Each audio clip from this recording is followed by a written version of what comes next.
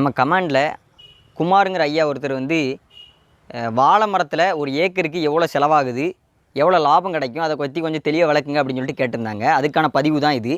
பார்த்திங்கன்னா ஒரு ஏக்கருக்கு நம்ம வந்து 1000 கன்று போடலாம். 7 அடி இடைவெளி விட்டு போடும்போது 1000 கன்று போட முடியுது.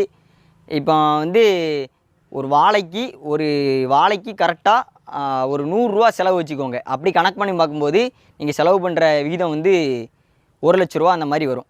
ஆமாம், அதே மாதிரி நீங்கள் வந்து செலவு குறைவான வாழை, அதாவது பூவன வாழை பயிரிட்டுருக்கீங்கன்னு வச்சுக்கோங்களேன்.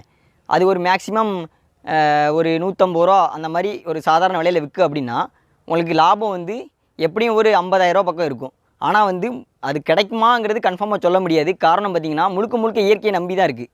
என்ன ஆகும் அப்படின்னா இயற்கையினால் ஏதாவது பாதிப்பு ஏற்பட்டு வாழை சரிஞ்சிட்டுனா அது ஒரு நஷ்டத்தெல்லாம் கொண்டு சேர்க்கும். அதனால் முழுக்க இயற்கையை நம்பி தான் எல்லாமே இருக்குது. இதே மாதிரி பயனுள்ள தகவல்